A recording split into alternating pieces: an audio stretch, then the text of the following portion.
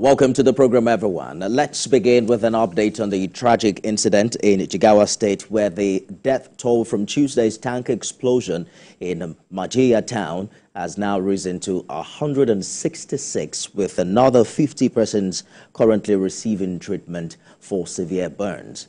President Tinubu yesterday directed a federal government delegation to visit the state and provide support to victims of the explosion. In a visit to the affected area, Secretary to the Government of the Federation, George Akume, who is part of the delegation, emphasized the federal government's commitment to ensuring a reoccurrence of the tragedy. Well, also, the Inspector General of Police, Kayode Gbetukun, has sympathized with the Jigawa State government and families of the victims over the tanker explosion. The IGP, in a statement by the force spokesman, Olumuyiwa Adejobi, commends the efforts of the police personnel as well as other emergency responders for their swift action in extinguishing the fire, evacuating the victims as well, and ensuring normalcy is swiftly restored to the area. While praying for the souls of the departed ones, the IGP reassures the general public of robust sensitization programs on the hazardous effects of oil scooping and other similar activities to avoid recurrence of such incidents.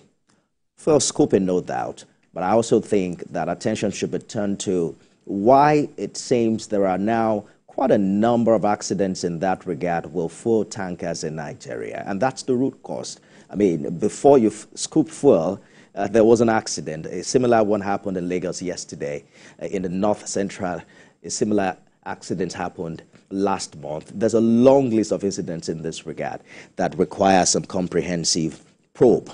But let's turn our attention to our bone of contention today. The countdown has begun to the governorship election in Ondo State. You can join the conversation right now on X using Beyond 100 Days. Remember to tag at TVC News NG and at Nifemi Okuntoye. 1 month from now, attention will turn to Ondo for the election of who will be saddled with the responsibility to direct the affairs of the state for another 4 years. Ondo's recent political history is marked by significant events. Late Governor Rotimi Akeredolu's health issues led to a period of medical leave, during which Deputy Governor Lucky Aiyedatiwa took over as acting governor from June to September last year, and again from December 13th, 2023. Recall Akeredolu passed away on December 27th last year, and Aiyedatiwa was sworn in as governor. And then there's also the drama with Aiyedatiwa's ascension, which was preceded by speculation about potential impeachment plans, but he ultimately escaped those challenges to become not just the governor, but also the APC candidate in the November election. The big question, however, is whether he will survive the electoral test in November and just how our political parties jostling to take over the seat of power.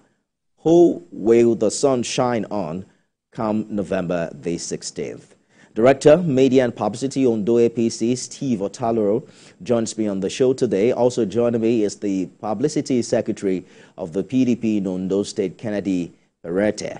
Gentlemen, thank you for joining us on the program. Let me begin with you, Mr. Perete.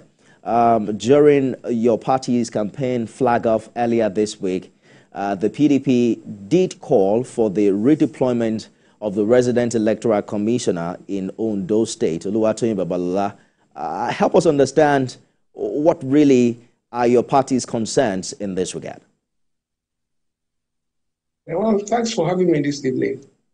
Let me quickly say that the call for the redeployment of Mr. Babalola is hinged the fact that there are sufficient reasons bordering on inability to maintain neutrality in the November election. Because if there is supposed to be a referee for a match and the referee is seen in compromising position with one of the team officials, one of the teams that is supposed to, and there is cause for alarm.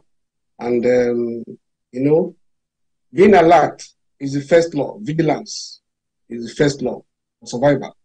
And the call for the deployment is based on facts that have come to public domain, that there have been cases of a nocturnal meeting between the governor of Ondo State, Mr. Lokaida, and the REC.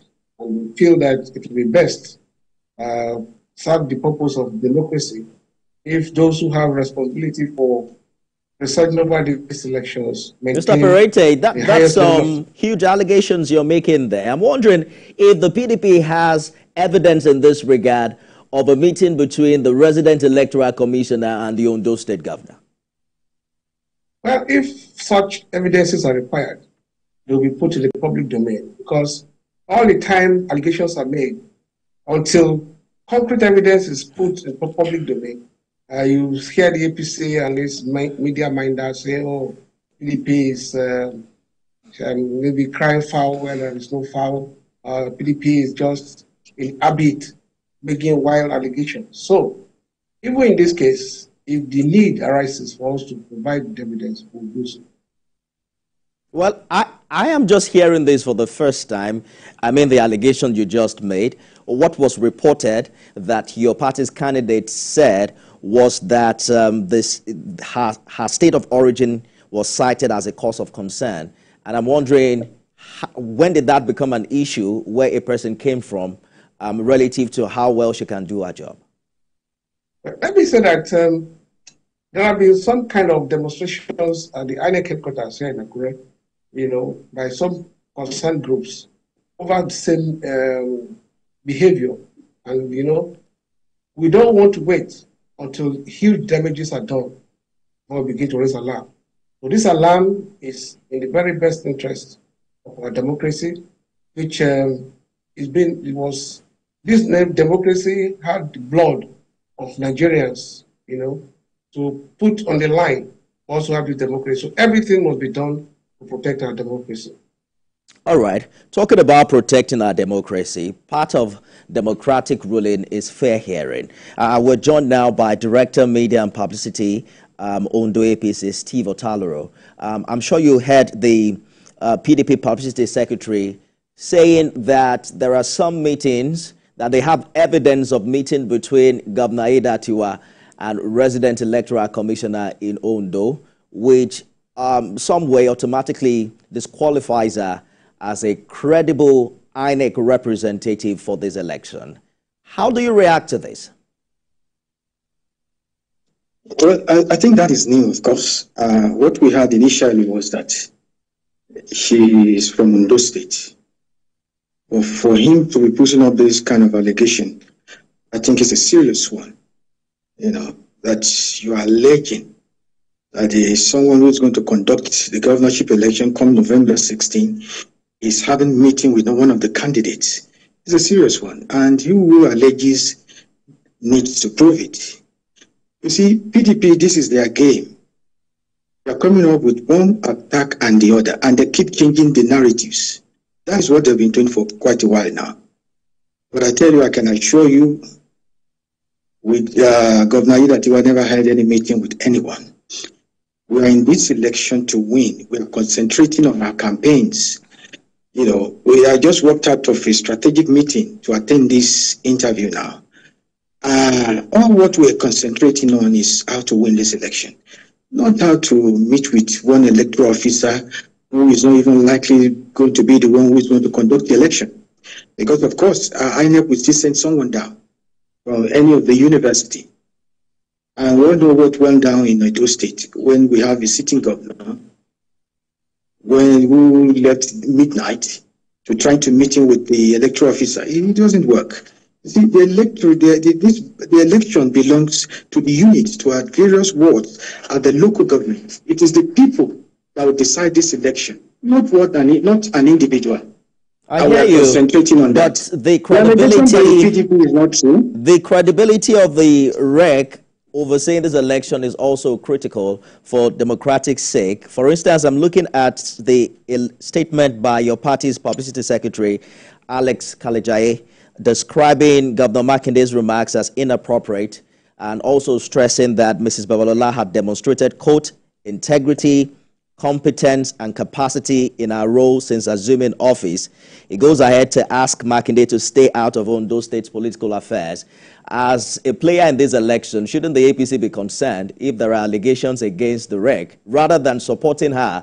Because your letter is trying to convince the electorate otherwise, that she has capacity for integrity and competence. Is that something for the APC to prove?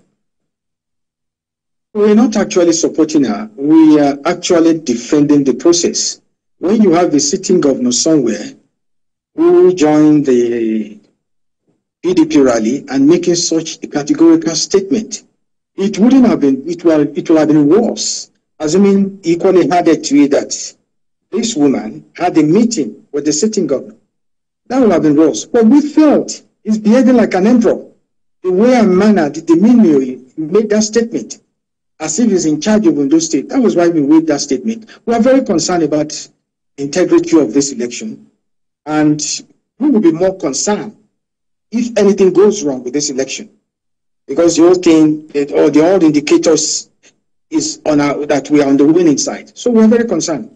So we are not supporting that woman, whoever is in charge. We are not supporting her. But we are supporting the process. We felt Governor Makinde shouldn't have made such statement, not in Ondo State, for God's sake. They have their candidates. They are aware there are things you could say in support of your party, but trying to demean the integrity of that policy, that election, it's something we will not take. And that was why the PRO issued that statement. All right. Part of the controversies rocking the Ondo election is also the intent behind the approval by Mr. Governor of 73,000 naira minimum wage. We're going to talk about that shortly, right after this break.